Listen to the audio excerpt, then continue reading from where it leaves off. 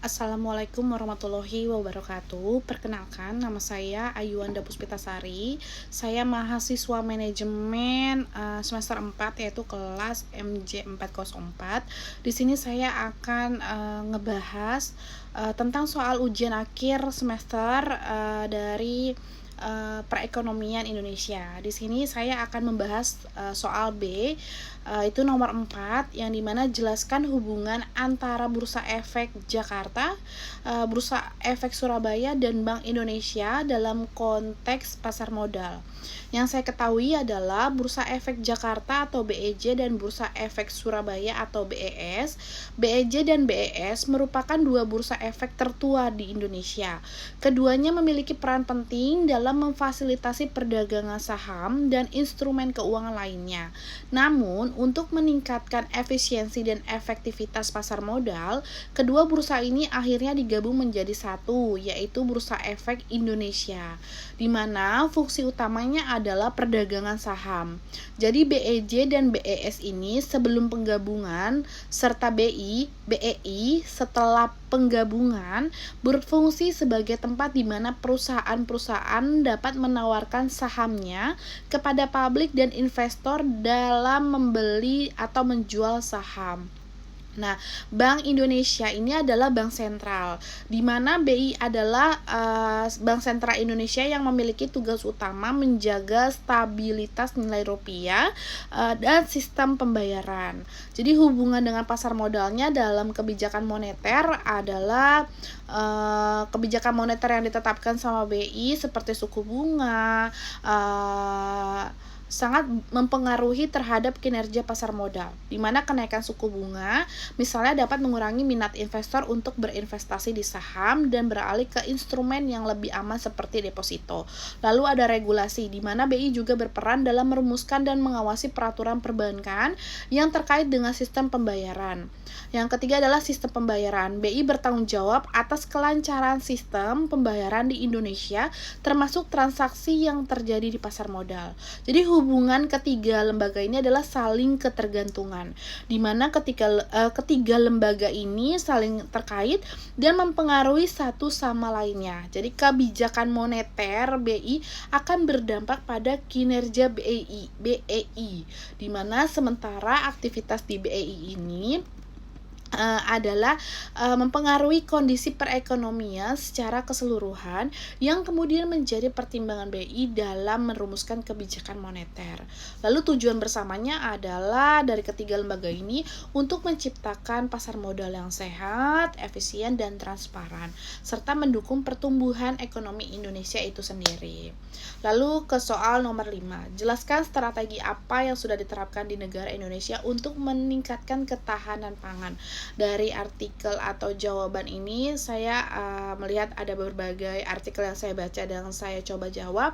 Jadi strategi yang telah diterapkan di Indonesia adalah peningkatan produksi pertanian, di mana modernisasi pertanian ini penggunaan teknologi pertanian modern seperti irigasi, tetes pupuk organik, dan mesin pertanian untuk meningkatkan produktivitas. Yang kedua adalah pengembangan varietas unggul, di mana pengembangan varietas tanaman yang tahan terhadap hama dan penyakit serta memiliki produktivitas tinggi. Lalu ada pemberian insentif, di mana pemerintah memberikan berbagai insentif kepada petani seperti subsidi pupuk, benih, dan alat pertanian. Seperti itu.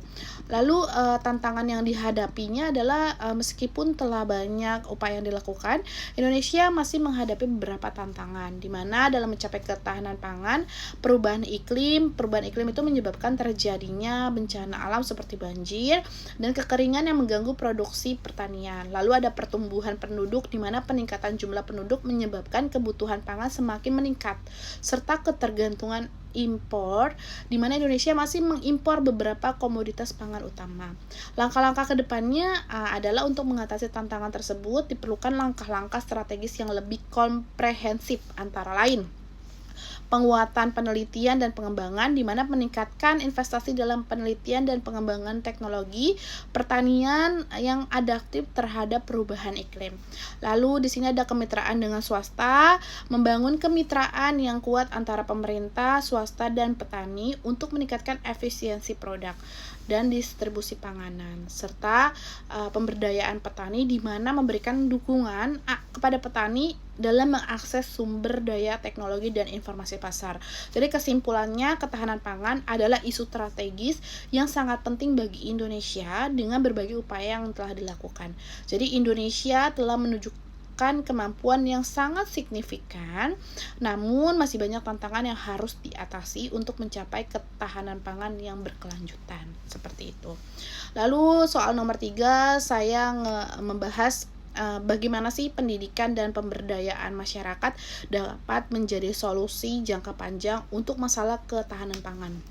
Jawabannya, pendidikan dan pemberdayaan masyarakat merupakan kunci utama dalam membangun ketahanan pangan yang berkelanjutan, di mana dengan memberikan pengetahuan, keterampilan, dan akses terhadap sumber daya yang tepat, masyarakat dapat meningkatkan produksi pangan, mengelola sumber daya alam, serta berkelanjutan. Jadi serta meningkatkan ketahanan terhadap berbagai ancaman seperti perubahan iklim dan bencana alam. Jadi contoh-contoh pendidikan pemberdayaan masyarakat dapat menjadi solusi dengan cara peningkatan produksi pangan, di mana pertanian berkelanjutan, pendidikan tentang teknik pertanian yang ramah lingkungan seperti rotasi tanaman, penggunaan pupuk organik, dan konservasi air dapat meningkatkan produktivitas lahan tanpa merusak lingkungan. Yang kedua adalah pengembangan varietas unggul serta pengolahan pasca panen. Di sini peternakan skala kecil, juga pengembangan peternakan skala kecil dapat meningkatkan ketersediaan protein hewani dan diverifikasi pangan, serta pengelolaan makanan tradisional seperti pelestarian dan pengembangan olahan makanan tradisional dapat meningkatkan nilai tambah produk dan menciptakan peluang usaha baru. Lalu ada lagi nggak sih? Ada. Jadi peningkatan diversifikasi pangan itu ada budidaya tanaman pangan lokal, di mana masyarakat perlu didorong untuk kembali membudidayakan tanaman pangan lokal yang adaptif terhadap kondisi lingkungan setempat. Seperti itu. Jadi banyak sekali tingkat panganan di Indonesia itu memang harus membangun ketahanan yang berkelanjutan dari pemerintahnya, masyarakatnya, petani, itu harus bekerja sama semua. Berikut penjelasan dari soal perekonomian Indonesia dari soal B nomor 4, 5, dan 6. Kurang dan lebihnya mohon maaf. Terima kasih. Wassalamualaikum warahmatullahi wabarakatuh.